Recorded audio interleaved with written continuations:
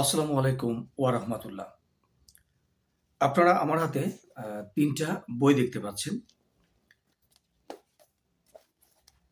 এই ৩ টা বই দেখতে পাচ্ছেন আমার হাতে। তো এই ৩ টা বই নিয়ে আমি আপনাদের সঙ্গে কিছু কথা বলব। যেটা হচ্ছে যে এই বই ৩ টির নাম হচ্ছে 'দোয়া কবুলের গল্প পার্ট 1', 'দোয়া কবুলের গল্প পার্ট 2' এবং 'দোয়া কবুলের গল্প পার্ট 3'। খুব চমৎকার এই ৩ টি বই, 'দোয়া কবুলের গল্প পার্ট 1, 2, 3'। মূলত এই বইগুলো কেন আমরা আমাদের সকলের পড়া উচিত এবং প্রত্যেকের এই বই ৩ টি পড়া দরকার। কারণ আমরা চাই আমাদের দোয়া আল্লাহ তাআলা কবুল করুক। আমরা সকলে চাই আমাদের দোয়া যাতে কবুল হয়। আমরা যে মনে নেক বাসনা থাকে, আশা থাকে, ভরসা থাকে, এটা যাতে আমরা আল্লাহর কাছে চাই, আল্লাহ যাতে আমাদের পূরণ করেন।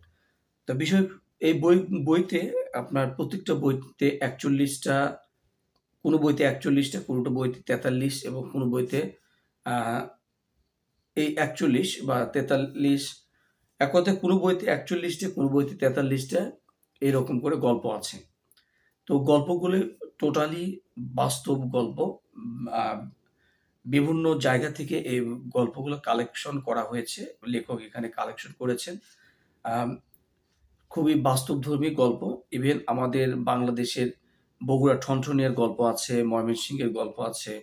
তারপরে আরো বাংলাদেশের অনেক জায়গার এইখানে এই বইতে গল্পগুলো ইনক্লুড করা আছে। লেখক এখানে সংগ্রহ করেছে।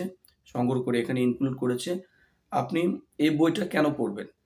এই বইটার মেইন কথা হচ্ছে যে আমরা অনেক সময় দোয়া করতে ভুলে যাই, আল্লাহর কাছে চাইতে ভুলে যাই, বিভিন্ন কাজকর্মের জন্য এবং নামাজ পর্যন্ত ভুলে যাই।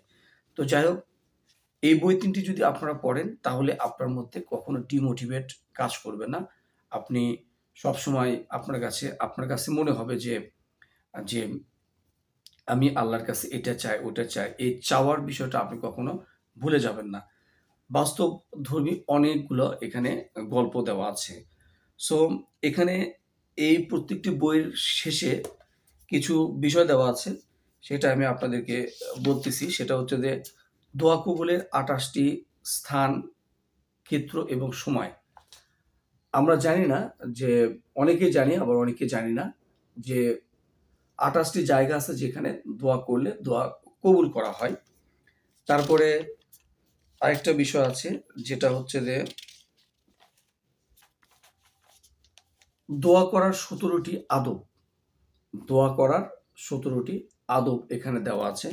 এক কথায় দোয়াগুলো আমরা কিভাবে করব? যেমন ১৭ টি আদবের মধ্যে দেওয়া আছে শুদ্ধ নিয়ত, অজু অবস্থায় দোয়া করা, হাতের তালু চেহারার দিকে ফিরিয়ে দোয়া করা, আল্লাহ আল্লাহর প্রশংসা ও গুণ বর্ণনার মাধ্যমে দোয়া শুরু করা, ১ম এ নিজেকে দিয়ে শুরু করা, দোয়া করার সময় কোনো ইতস্তত না করা, মন মস্তিষ্ক জমিয়ে হৃদয়ের অন্তঃস্থল থেকে দোয়া করা, একিনের সাথে দোয়া করা, দোয়ার সময় সীমা লঙ্ঘন না করা, আল্লাহর দরবারে হীনতা, দীনতা এবং অপারগতা প্রকাশ করা, পরিব্যাপ্ত এবং নবী সাল্লাল্লাহু আলাইহি সাল্লাম থেকে বর্ণিত শব্দ বাক্য ব্যবহার করা, পরিত্রাণ পাওয়ার দোয়া অধিক পরিমাণে করা, দোয়া কবুলের জন্য মাধ্যম হিসেবে কিছু পেশ করা, নিজের কৃত কোনো সৎ কাজকে ওসিলা করে দোয়া করা, দোয়া করার সময় বেশি বেশি ইয়া জালালি ওয়াল ইকরাম বলা, ইসমে আজম দিয়ে দোয়া করা এবং দোয়া শেষে হলে বলা আমিন, আমিন বলতে হয়। এটা আমরা সকলে জানি।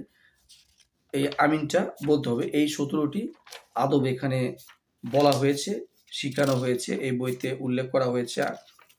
আর আরেকটা বিষয় আছে, দোয়া কবুলের ১৪ টি টিপস এই বইতে দেওয়া আছে। এক কথায় এই ৩ টা বইতে এই বিষয়গুলো উল্লেখ করা হয়েছে। এখন এই ১৪ টি টিপস আমরা হয়তোবা অনেকে জানি না। তাই আমি আপনাদের ভালো পরামর্শের জন্য আমি এই বই ৩ টি আপনাদেরকে সাজেস্ট করতেছি। আপনারা আ বই ৩ টি সংগ্রহে রাখতে পারেন। আর বই ৩ টি যদি সংগ্রহ করতে চান তাহলে স্ক্রিনে দেওয়া WhatsApp নাম্বারে যোগাযোগ করতে পারেন এবং আমাদের ডেসক্রিপশন বক্সে লিংক দেওয়া থাকবে, সেখান থেকে আপনারা অর্ডার করতে পারবেন। তো thank you very much. Thanks for watching.